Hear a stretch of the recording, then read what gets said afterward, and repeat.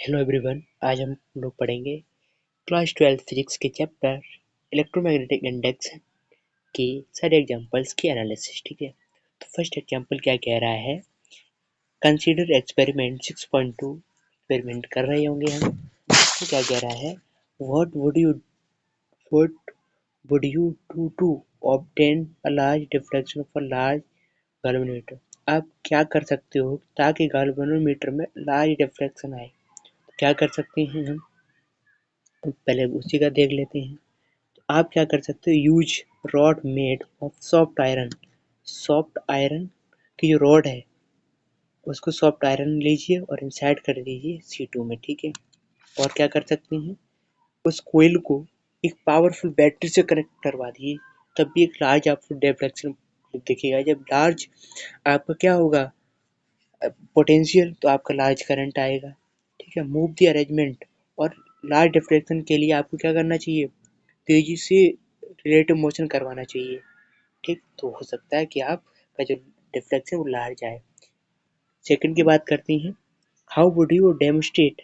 आप कैसे पता लग सकते हैं, in the absence of galvanometer current induced हो रहा है, रिलेटिव मोशन हो रहा है, गैल्वेनोमीटर नहीं है, लेकिन आप कैसे पता लग सकते हो, उसकी जगह पे आप एक बल्ब लगा दो।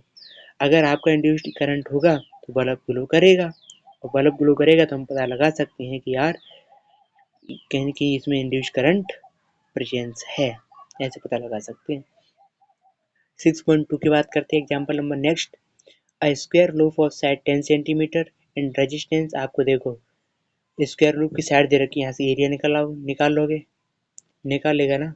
रेजिस्टेंस आपको दे रखी है 0.5 ओम, तो ये पता लगाएगा करंट कितना ईएमएफ लगा निकालने के बाद।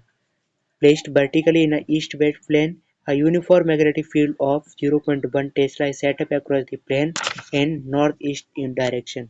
ईस्ट वेस्ट डायरेक्शन में देखो आपका वो स्क्वायर लूप रखा है, और नॉर्थ ईस्ट डायरेक्शन में आपकी क्या है, मैग्नेटिक फील्ड। तो यहाँ से पता क्या लग रहा है, वो बताना चाह रहा है कॉस थीटा, जो थीटा की वैल्यू है पाई/4 है, तो कोने में रखी हुई है आपकी मैग्नेटिक फील्ड। ठीक है, जहाँ से आपको थीटा की वैल्यू पता लग रही, तो इनिशियल निकाल लोगे। फाइनल क्या कह रहा था, magnetic field is decrease to zero. आपको 0.706 में 0.7 सेकेंड में क्या हो रहा है, मैग्नेटिक फील्ड जीरो हो जा रहा है। तो इस डिटरमाइन में आपको मैग्नेटिक मैग्नीट्यूड निकालना है इंड्यूस्ड ईएमएफ और करंट। पहले ईएमएफ निकालने के लिए क्या करना चाहिए, 5 फाइनल माइनस 5 इनिशियल। तो 5 फाइनल के लिए आपको क्या हो जाएगा, तो 5 फाइनल के लिए आप निकाल लोगे ना, बी cos थीटा की वैल्यू हो जाएगा पाई/4, तो यहाँ से 1/√2। आपको एरिया निकाल लोगे, 0.1 मीटर था, उसके साइड 10 सेंटीमीटर है मीटर करने में, तो कितना आ जाएगा। और आपको ये भी गिवन है कि फाइनल हमारा जो मैग्नेटिक फ्लक्स है वो कितना है, फाइनल मैग्नेटिक फ्लक्स जीरो है, इनिशियल हमने निकाल लिया है। तो फाइनल माइनस इनिशियल करोगे तो आपको आपकी ईएमएफ मिल जाएगी, ईएमएफ मिल गई, करंट निकाल सकते हो। इक्वेशन ट्रीट करो कि वो पोटेंशियल है, पोटेंशियल आ जाएगा, रेजिस्टेंस गिवन है, करंट निकाल लोगे। क्वेश्चन नंबर बात करते हैं थर्ड की। थर्ड में क्या कह रहा है, a circular coil of radius. देखो रेडियस आपको गिवन है, तो यहाँ से एरिया निकाल लोगे। नंबर ऑफ टर्न्स गिवन है, कोई दिक्कत नहीं आएगी, काम आएंगे। रेजिस्टेंस आपको 2m गिवन है, is placed its perpendicular to the horizontal component of the earth's magnetic field। ठीक है, तो थीटा की वैल्यू कितनी है, जीरो। और आफ्टर क्या कह रहा है, 0.25 सेकेंड इसको रोटेट कर रहे हैं, थीटा की वैल्यू चेंज हो जा रही है 180 डिग्री। तो फ्लक्स आपको इनिशियल फाइनल निकाल लेना। इनिशियल की बात करें तो cos जीरो हो जाएगा, तो आपका फाई इतना आ जाएगा।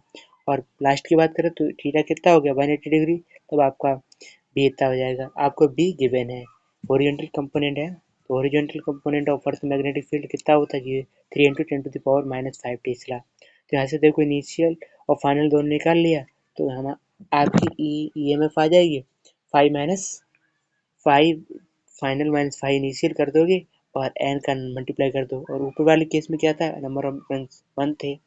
ठीक है, तो यहाँ से ई आ गई, पोटेंशियल आ गया, तो आप इंड्यूस करंट निकाल सकते हो। Thank you. नेक्स्ट एग्जाम्पल क्या कह रहा है, 4। इस एग्जाम्पल में आपको देखो मैग्नेटिक फील्ड आपको गिवन है, अंदर जा रहा है। अगर अंदर मैग्नेटिक फील्ड जा रहा है उसकी डायरेक्शन कैसी होनी चाहिए? क्लॉकवाइज होनी चाहिए नॉर्मल करंट की, ठीक है। तो करंट की डायरेक्शन, इंड्यूस करंट की मुझे डायरेक्शन बतानी है यूजिंग लेंज लॉ। अब देखो फर्स्ट केस की बात करें तो ये फर्स्ट केस देखो मैग्नेटिक फील्ड के अंदर आ रहा है, तो कहीं की करंट हमारा बढ़ रहा होगा। तो जो करंट है उसके जस्ट अपोजिट में मुझे करंट को इक्वल करना होता है। इसलिए अगर करंट आपका अंदर आ रहा है, करंट बढ़ रहा है, तो इंड्यूस करंट अपोजिट में काम करेगा। अगर आपका करंट कम हो रहा है तो इंड्यूस्ड करंट सेम डायरेक्शन में काम करेगा। ठीक, बस इतना आपको ध्यान रखना है। तो देखो यहाँ अंदर आ रहा है तो अंदर आएगा तो कहीं की करंट बढ़ेगा, तो उसकी डायरेक्शन जो हमारी क्लॉकवाइज डायरेक्शन है वो एंटी क्लॉकवाइज डायरेक्शन हो जाएगी। तो क्या हो जाएगी यहाँ? एंटी क्लॉकवाइज डायरेक्शन हो जाएगी। तो A B C D A है, ये डायरेक्शन हो जाएगी। नेक्स्ट केस की बात करें तो देखो ये बाहर निकल रहा है तो करंट कम हो रहा है, तो हमारा जो इंड्यूस्ड करंट है वो सेम डायरेक्शन में काम करेगा, तो वो क्लॉकवाइज घूमने लगेगा। तो ए सी वी ए काम करेगा, ठीक है। नेक्स्ट की बात करते हैं। देखो ये भी देखो बाहर जा रहा है, देखो डी क्या बता रहा है? बाहर जा रहा है। जब बाहर जाएगा तो करंट सेम डायरेक्शन में काम करेगा, तो क्लॉकवाइज घूमने लगेगा। तो इसका मतलब क्या है? A B C D A, ये उसकी डायरेक्शन हो जाएगी। नेक्स्ट एग्जाम्पल की बात करते हैं। एग्जाम्पल 5 का फर्स्ट पार्ट क्या कह रहा है? Close loop is held in stationary. Magnetic field में आप कोई क्लोज लूप ले रहे हो, उसको हेल्ड कर रहे हो स्टेशनरी, ठीक है। समझते रहना। नॉर्थ एंड साउथ पोल के बीच में of two permanent magnet held fixed, वो भी हेल्ड फिक्स्ड है, ठीक है। Can be hope to generate current, कभी नहीं हो सकता। Only in case relative motion होगा तभी होगा, तभी हमारा करंट फ्लक्स में चेंज आएगा, तभी हमारा इंड्यूस्ड करंट होगा ना। नेक्स्ट बात करते हैं। A closed loop moves normal to the constant electric field between the plates of a large capacitor is a current induced? No, कभी नहीं हो सकता। चाहे आप when it is wholly inside the region between the capacitor plates के बीच में रखो अंदर, या when it partially outside the plates of the capacitor, because क्या होता है हमारा इलेक्ट्रिक फील्ड के द्वारा no current is induced in either case because current cannot be induced by changing the electric flux। Electric flux change होने से current बनता ही नहीं है, ओनली मैग्नेटिक फ्लक्स के चेंज होने से करंट बनता है, ठीक है। नेक्स्ट पार्ट की बात करते हैं। अ रेक्टेंगुलर लूप है, एक सर्कुलर लूप है, मूव कर रहे हैं in uniform magnetic field with the speed of B. Which loop do you expect the induced EMF to be constant during the passage out of the field region? The field is normal to the loop। आइए देखते हैं। ऐसे रखा हुआ है, एक rectangular loop है, एक है हमारा सर्कुलर लूप, ठीक है। तो रेक्टेंगुलर लूप की एरिया ज़्यादा होगी, तो induced EMF is expected to be constant only in case of rectangular loop. तो रेक्टेंगुलर लूप में जो हमारा इंड्यूस्ड ईएमएफ है वो कांस्टेंट रह सकता है, क्योंकि बहुत कम एरिया में चेंज आ रहा है, धीरे धीरे जा रहा है, तो एरिया में बहुत कम चेंज है। और जो सर्कुलर लूप है उसकी एरिया कम है, तो एरिया कम होगी, एरिया कम है तो मैग्नेटिक फील्ड में जल्दी चेंज आ रही है। तो in case of circular loop में क्या हो रहा है? Rate of change of area of the loop during passage out of the field region is not constant नहीं है, hence induced EMF will vary करेगा। Thank you. नेक्स्ट पार्ट की बात करते हैं। Predict the polarity of the capacitor in a situation.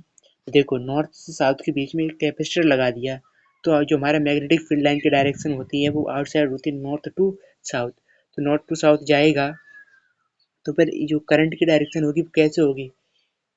A to be जाएगा current, तो ए to be जाएगा, करंट की डायरेक्शन क्या होता है? पॉजिटिव टू नेगेटिव जाना। करंट की डायरेक्शन पॉजिटिव टू नेगेटिव, तो ए को पॉजिटिव होना पड़ेगा, है ना।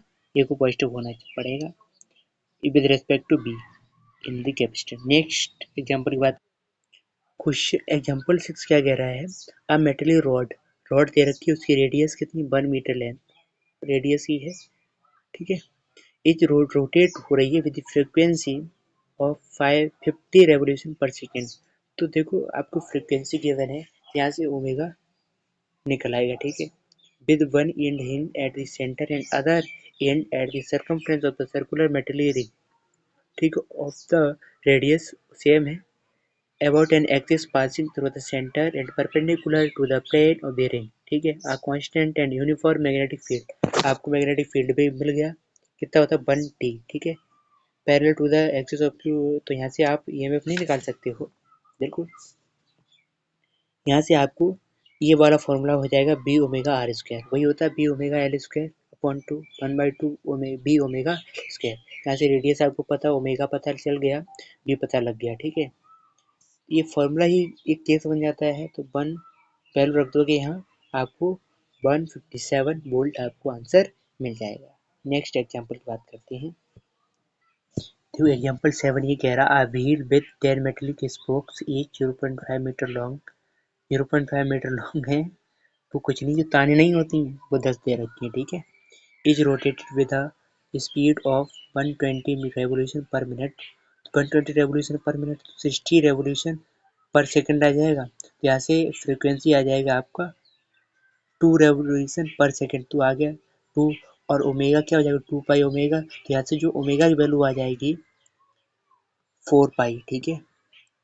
हॉरिजॉन्टल, आपको मैग्नेटिक फील्ड का जो हॉरिजॉन्टल कंपोनेंट है उसकी वैल्यू पता है 0.4 गॉज होती है, मतलब 0.4 × 10⁻⁴ टेस्ला में करना है। रेडियस आपको गिवन है, रोटेशन का काम है, रोटेशन हो रही है, तो कौन सा फॉर्मूला बना, 2 ओमेगा बी एल स्क्वायर वाला फॉर्मूला लग जाएगा, आंसर आ जाएगा। ओमेगा हमने निकाल ही लिया, बी पता है, आर पता है, आपका आंसर आ जाएगा। हाँ, नेक्स्ट एग्जाम्पल की बात करते हैं। 0 से लेकर के B तक, यानी 0 से B तक। तो मान लो कि रॉड का पोजीशन x है, मतलब x जितना डिस्टेंस तक वो कहीं पहुंचा है, तो फ्लक्स क्या हो जाएगा, फ्लक्स हो जाएगा B इंटू ए, और एरिया के जगह पर L इंटू एक्स। फ्लक्स निकल गया तो फिर EMF क्या होगा, दैट इज -d∅/dt। चलिए हम इसको डिफरेंशिएट कर देते हैं, तो ये B और L तो एज इट इज है, लेकिन -dx/dt करेंगे तो फिर ये निकल जाएगा, ये आपका फ्लक्स निकल गया EMF। अच्छा, करंट क्या होगा, तो I = E/R, यानी -BVL/R। फोर्स क्या होगा, तो जब भी इस रॉड के अंदर करंट फ्लो हो जाएगी तो करंट कैरिंग रॉड में एक फोर्स लगता है, उस फोर्स का फॉर्मूला होता है ILB, राइट बच्चा लोग। सो ILB में हम वैल्यू डाल देते हैं I का, जो कि ऑलरेडी आपका BVL है, तो ये हो जाएगा B² L² V/R with sine minus. चलिए फोर्स भी निकल गया। और आपसे क्या पूछा है, पावर, तो जो पावर का इक्वेशन है वो है I²R। जब आप I का स्क्वायर कर देंगे तो B² V² L² R² and then R cut जाएगा, तो ये हो गया B का स्क्वायर V² L² /R। चलिए, ये सिचुएशन हमारी बच्चा लोग 0 से लेकर के B तक का है बराबर। पहले रॉड ऐसे गया, अब ये हम ऐसे लाएंगे, तो अब अगर हम 2B से B तक की बात करें तो फिर से सेम सिचुएशन आ जाएगा। ये पूरी सिचुएशन यहां पर सेम टू सेम है, एज इट इज है, सेम, ठीक है। आगे देखिए, जब B से 0 की बात करेंगे, B से 0 की, तो यहां पर सिचुएशन थोड़ा अच्छे से आपको समझना है। जब ये B से 0 की तरफ आ रहा था तो ये सिचुएशन आप मान लीजिए, मैं थोड़ा आपको यहां पर B इंटू ए है, अगर मैं B से 0 तक की बात कर रहा हूं, राइट, तो वो x जितना चला, तो ये बचा कितना है, ये है B माइनस में x, यानी फाई बराबर B इंटू ए में हम लिखेंगे B and times area, area बराबर length and then B minus में x। जब आप बच्चा इसका d∅/dt करोगे, जब आप इसका -d∅/dt करोगे तो BL का तो कुछ नहीं होगा, B का भी कुछ नहीं होगा, बट ये जो -x है, -dx/dt -v आएगा, और पहले से आगे -d∅/dt है, मैं यहाँ पे लिख भी देता हूं अगर ना समझ पड़े तो, -d∅/dt दिख रहा है, हाँ बिल्कुल दिख रहा है, इज इक्वल टू, जब हम -d∅/dt B से 0 के टाइम में, वो कैसा है, पॉजिटिव हो गया। B ले लो या आप 2B ले लो, तो स्टार्टिंग में 0 से B तक में EMF माइनस में था, तो ये ग्राफ नीचे की तरफ ऐसे चला जाएगा, ठीक है। फिर B से 2B में क्या हुआ, B से 2B में EMF 0 है तो यहां पर आ जाएगा। फिर उसके बाद B से 0 में क्या है, B से 0 में क्या है, तो ये B से 0 में EMF प्लस में है तो यहां पर आ जाएगा। तो ये उसका प्लॉट हो गया इस तरह से। बस इसी चीज को टेक्स्ट बुक में एक साथ करके बताया हुआ है। ऐसे आप EMF का कर लीजिए, ऐसे आप पावर का कर लीजिए, ऐसे आप करंट का कर लीजिए। ये पूरा का पूरा यहाँ पर अच्छे तरीके से, शानदार तरीके से ये आपका एक्सप्लेनेशन वाला, ये देखो -PLV, फिर ये 0 हो गया, बाद में ऊपर चला गया। तो बिल्कुल वैसे ही जैसे आपको बताया, पावर दोनों ही केस में पॉजिटिव था तो पॉजिटिव है, बिल्कुल तकलीफ वाली बात नहीं है। अच्छा, जैसे I2 करंट फ्लो करा दें तो सेंटर पे मैग्नेटिक फील्ड सोच लो क्या होगा, μ0, नंबर ऑफ टर्न्स है क्या, कुछ नहीं, तो μ0 I2 अपॉन में 2R2, मैग्नेटिक फील्ड निकल गया। अब फ्लक्स निकाल लो, phi is equal to B times A, तो μ0 I2 2R2, और एरिया, किसका एरिया, अरे ये म्यूचुअल इंडक्शन है, तो इस वाले की मैग्नेटिक फील्ड की वजह से हम अंदर वाले पर निकालते हैं। आपको पूरा अच्छे से करवाया है बच्चा पार्टी डेरिवेशन, ठीक है, रिकॉर्डेड वीडियोस डाला हुआ है तो मेरे लाल बाल गोपाल। तो μ0 I2 अपॉन 2R2 कर लेंगे और फिर एरिया के साथ मल्टीप्लाई कर दो, तो ये आ गया μ0 I2, अरे मोरी माई2 2R2, और एरिया के जगह पर होगा पाई R1 का स्क्वायर। गजब। अब फाई डिवाइडेड बाई I2 कर दो, यहाँ फाई 1 समझिए, तो फाई 1 डिवाइडेड बाई I2 कर देंगे बच्चा पार्टी, तो μ0 पाई R1 का square upon 2R2, this is mutual induction, that's it. देखिए, सबसे पहले तो उन्होंने इंडक्टर की एनर्जी लिख लिया हाफ Li का स्क्वायर। उसके बाद बच्चा ये जो I है उसकी जगह पर B बाई μ0 n कहाँ से आया, because B magnetic field is equal to the solenoid μ0 ni by μ0 n, यहाँ रख दो, तो ये आपका एनर्जी ऑफ इंडक्टर निकल जाएगा। अच्छा, L की जगह पर ये कहाँ से आया, तो ये सोलेनॉइड का इंडक्टेंस है μ0 n square A divided by L, ये लिखता हूं नहीं तो आप कंफ्यूज हो, इंडक्टेंस होता है μ0 n square by L। n की जगह पर आप लिख सकते हो स्मॉल n इंटू L, समझ पड़ा, तो आप यहां रख दीजिए, तो this is going to be μ0 n का स्क्वायर यानी n square L square A divided by L, cut जाएगा, तो μ0 n square L and then A, ठीक है, ये आ गया। उसके बाद बच्चा लोग एनर्जी पर यूनिट वॉल्यूम पूछा है, तो एनर्जी पर यूनिट वॉल्यूम का मतलब energy divided by volume, volume का मतलब एरिया मल्टीप्लाई बाय L, लीजिए B स्क्वायर बाई 2 μ0 आ गया, और बाई 2 एप्सिलॉन नॉट, दोनों को साथ साथ करके दिखा दिया गया। ओ हो पूरा का पूरा आंसर बच्चा लोग इसके अंदर यहाँ पे लिखा हुआ है number of turns, area, the coil rotates at half revolution per second and it is placed in uniform magnetic field, ये वो दुनिया भर का कहानी। What is the maximum voltage, maximum voltage का क्या फॉर्मूला है, NBA ओमेगा, यही तो था NAB ओमेगा, V बराबर VM साइन ओमेगा t में VM क्या है NAB ओमेगा, और VM के जगह पर क्या है 2 पाई f, रख दो, खत्म, मैग्नेटिक फील्ड आ गया, अरे मैक्सिमम वोल्टेज आ गया।